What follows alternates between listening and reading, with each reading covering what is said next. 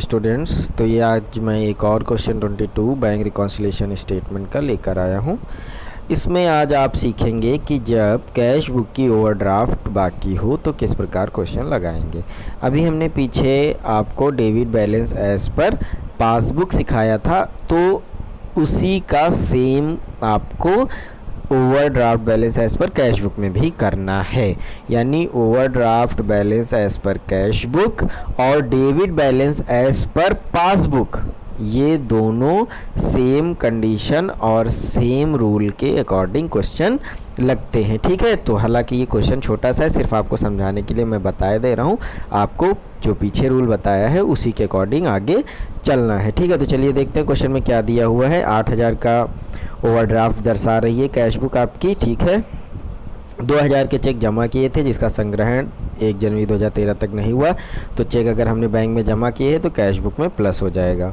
राकेश द्वारा 800 रुपये के चेक निर्गमित किए गए लेकिन प्रस्तुत नहीं हुए, यानी चेक निर्गमित करने का मतलब है हमने कैश बुक में माइनस किया होगा अमाउंट। ठीक है, तो ये माइनस में चली जाएगा। उसके बाद लिखा हुआ है पासबुक में 60 रुपये ब्याज के और 100 रुपये बैंक शुल्क के नाम यानी डेबिट पक्ष में दर्शाए गए। तो अगर बैंक ने हमारे डेबिट किए हैं यानी काटे हैं तो ये दोनों अमाउंट हम अपनी कैश बुक में प्लस करेंगे। ठीक है, तो वर्किंग नोट में ये प्लस हो जाएंगे जैसा कि मैंने देखिए यहाँ पर दिखाया है। दूसरी एंट्री 2000 की थी जो चेक डिपॉजिट किया था बट कलेक्ट नहीं हुआ, फिर चेक इशू किया है लेकिन वो प्रस्तुत नहीं हुआ है भुगतान के लिए, उसे हम माइनस कर देंगे। और जो चौथी एंट्री है 60 रुपये और 100 रुपये की, बैंक ने ये पैसा हमारे खाते से काटा था लेकिन हम इसे प्लस करेंगे क्योंकि हमें इसकी जानकारी नहीं है। जैसा कि हम डेबिट बैलेंस एज पर पासबुक में पढ़ रहे थे कि पासबुक में कोई निशान नहीं लगाते हैं, जो कैश बुक में किया है उसी के अकॉर्डिंग पूरा क्वेश्चन कर देते हैं, तो सेम इसमें भी ऐसे ही चलेगा। ठीक है, और अब काफ़ी क्वेश्चन हो गए हैं आपके बैंक रिकॉन्सिलिएशन स्टेटमेंट के, तो बस मैं 2-3 क्वेश्चन और कराऊंगा, देन उसके बाद हम नेक्स्ट चैप्टर की ओर चलेंगे। ठीक है, तो चलिए देखिए सॉल्यूशन। ये देखिए बैंक रिकॉन्सिलिएशन स्टेटमेंट फॉर्मेट आपको पता ही है, वो बन जाएगा। देन उसके बाद ओवरड्राफ्ट बैलेंस एज पर कैश बुक 8000 रुपये थे तो आपके 8000 आ जाएंगे।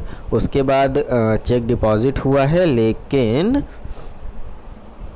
कलेक्ट नहीं हुआ है ना, तो आपका ये आ जाएगा। और चौथी एंट्री प्लस में थी, उसमें 2 एंट्रीज थी, यानी इंटरेस्ट डेबिट हुआ था पासबुक में 60 रुपये वो लिख लेंगे और बैंक चार्जेस डेबिट हुए थे पासबुक में वो लिख लेंगे।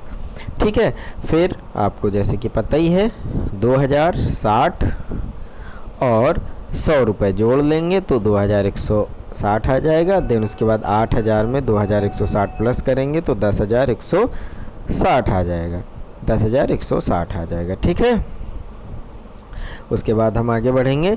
लेस में सिर्फ एक एंट्री हो रही थी, check issued but not presented for payment 800, तो वही 800 रुपये इधर आ जाएंगे। फिर हम 10160 से 800 घटाएंगे तो 9360 आपका ओवरड्राफ्ट बैलेंस एज पर पासबुक आएगा। इसमें उल्टा नहीं होता है, अगर ओवरड्राफ्ट बैलेंस दिया है तो अगर ओवरड्राफ्ट बैलेंस एज पर कैश बुक दिया है तो नीचे आंसर भी ओवरड्राफ्ट बैलेंस एज पर पासबुक आएगा आपका। तो ये बहुत सिंपल सा क्वेश्चन था, मैंने सिर्फ आपको समझाने के लिए लगाया है कि डेबिट बैलेंस एज पर पासबुक और ओवरड्राफ्ट या क्रेडिट बैलेंस एज पर कैश बुक, ये दोनों कंडीशंस सेम होती हैं। इनके क्वेश्चन लगाते समय एक ही रूल को फॉलो करना है आपको। ठीक है ना, तो आप समझ गए होंगे। इसे एक बार फिर से अच्छे से देख लीजिएगा और समझ लीजिएगा। प्रीवियस वीडियोस भी देखते रहिए, तभी आपको और अच्छे से समझ में आएगा।